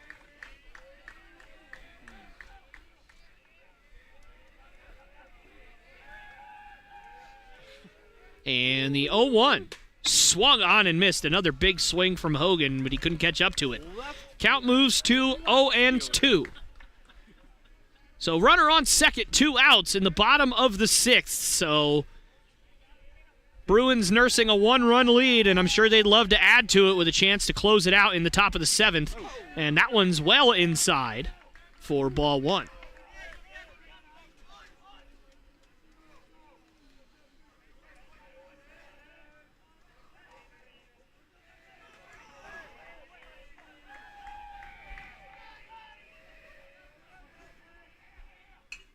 And that one is swung on and fouled straight back by Hogan, so the count remains at 1-2.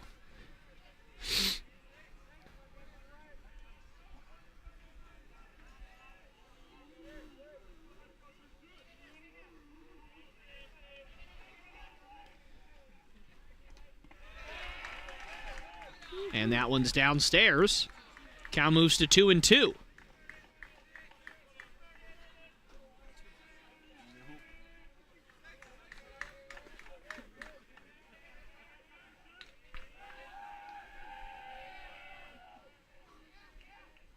And that one is swung on and fouled back.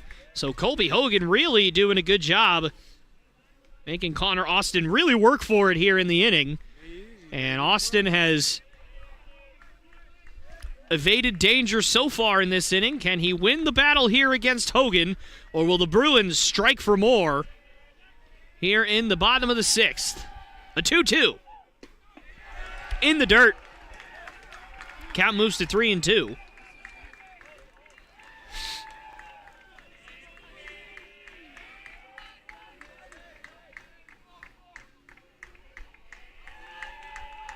Tense moments here at Conestee Park.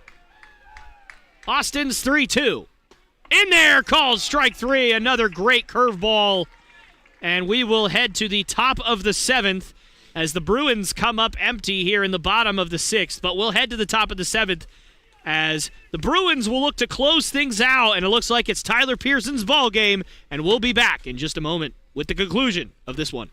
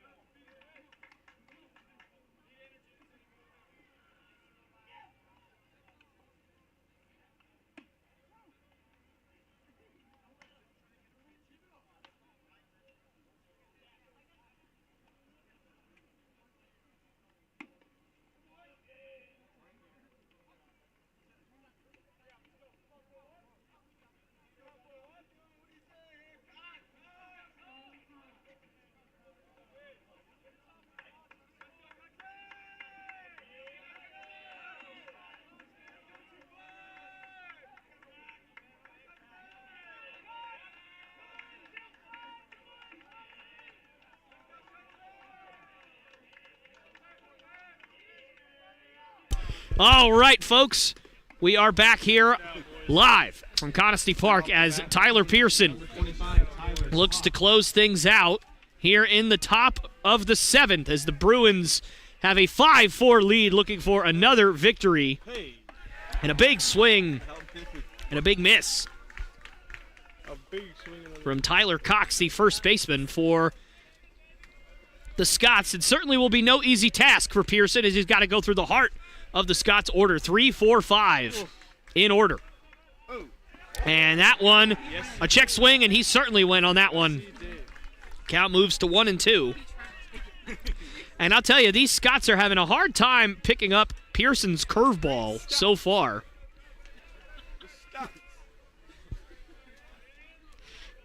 And the 1-2 from Pearson.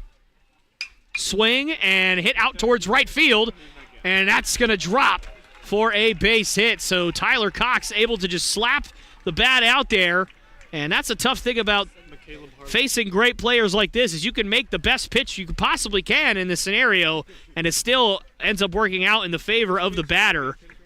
And they are going to bring in a pinch runner, and that's going to be number 36, George Manera, the freshman. Now pinch running for Covenant number 36, George Manera.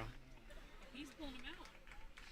And that's going to be it for Tyler Pearson, and I'm sure he's not very happy about that. Is it Jerry? But that's going to be that's going to mean that Jerry Dunwoody will be tasked with closing this thing out. And so we will be back in just a few moments with the bottom of the 7th.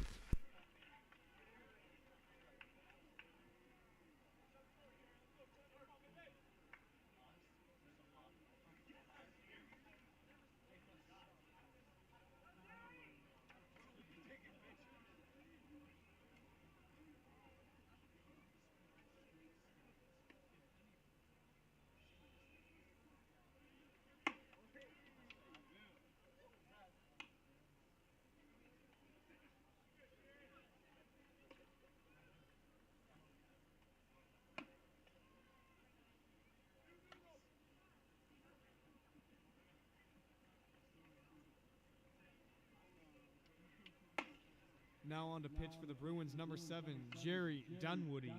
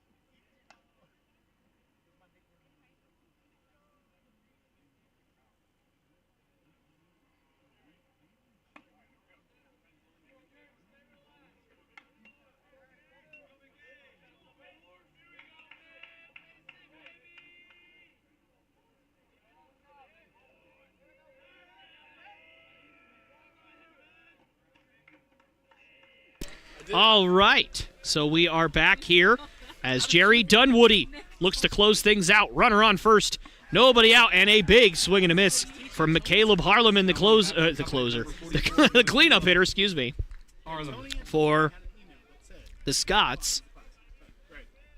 I mean, he may be the closer for the Scots. I don't know. He might be a pitcher, too. Who knows? But not important right now as the 0-1 from Dunwoody. Swing and a miss.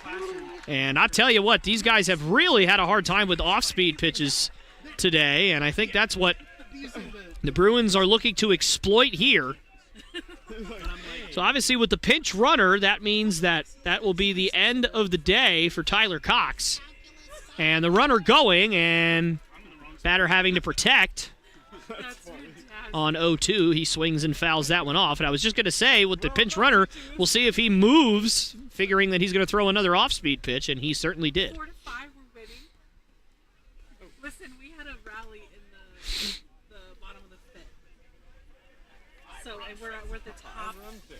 And the 0-2 swung on and fouled off. So looks like Harleman's getting a little bit more comfortable with that curveball from Dunwoody. So we'll see if Jerry's going to give him something else here. Or if Jerry's going to continue to pound the zone with curveballs.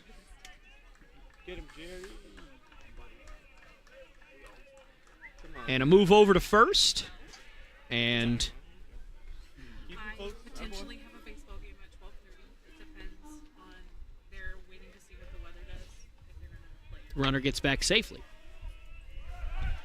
And the runner moving, and he will easily get into second. So the tying run moves up in a scoring position with nobody out here. Obviously not an ideal scenario if you're the Bruins, but certainly does not spell any kind of nail in the coffin on this lead. Although, again, certainly not ideal, as Jerry's really going to have to work for it. The 1-2 swung on, hit up the middle. So that runner is going to move over to third. Conley Burke will fire on to first for out number 1. So Harleman definitely did his job there. Not only got the runner over to second in his at-bat, but got him over to third. So that was certainly a great job by the Scots, putting themselves in a good spot to, at the very least, tie this ball game. And it appears that we're going to have a pinch hitter here, as Chris Savage will no longer be up to bat, as that's going to bring in Josh Harvey, who started the first game, but obviously is sitting this one. And now he will step up here with a chance to take, or not take the lead, but tie the game with a runner just 90 feet away. Dunwoody fires, swing up the middle. And great play by Chad Bain as the runner had to hold.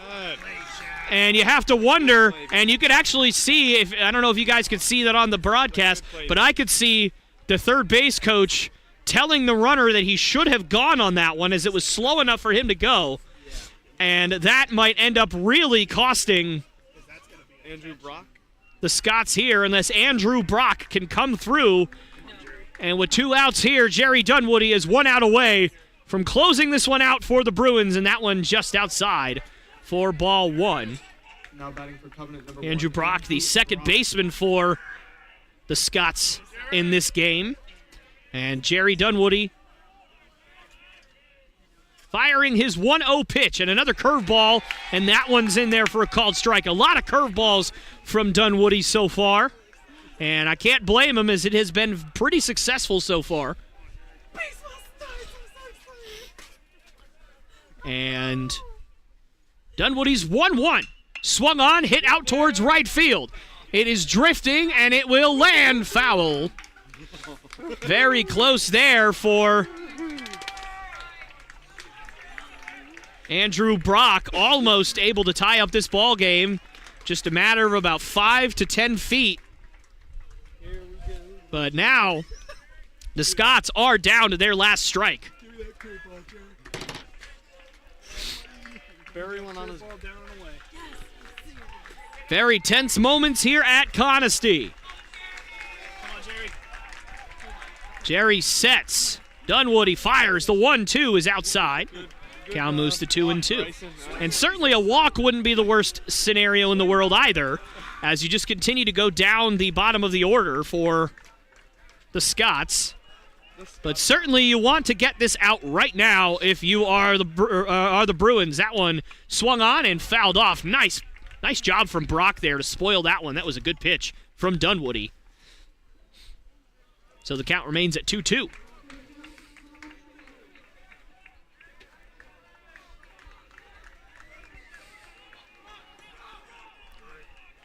Dunwoody sets, fires, the 2-2, swing, and another foul ball. And the anxiety and the intensity of these moments very exacerbated once foul balls continue to occur, and that is certainly no different than this case here. Another 2-2 from Dunwoody. Swing, hit down the line. Zach Burke's got it. It's a fair ball, and he tags first base, and the Bruins with a big comeback here in this one, and they hang on. Despite a runner on third and 1 out, they hang on, and that runner not going on that ground ball to second ends up costing the Scots here, as they are defeated by your Bob Jones University Bruins 5-4. The big play of the game, obviously, two of them. The 3-run inside the park home run from Riley Ramsey and the 2-out RBI single from Daniel Barcina to give the Bruins the lead that they would ultimately keep and win this game in a big come-from-behind victory. Congratulations to the Bruins. Yes, chance all around. I'll be doing it at home. Hopefully you guys are going to be doing it at home too, if you even know what that means. But nonetheless, thank you guys so much for letting me call this one for you guys. I feel very privileged. The Bruins have 2 wins on the season, and I have been on the mic for both of them. I feel very privileged for that, so thank you. But for now, we will say good night, God bless, and go Bruins.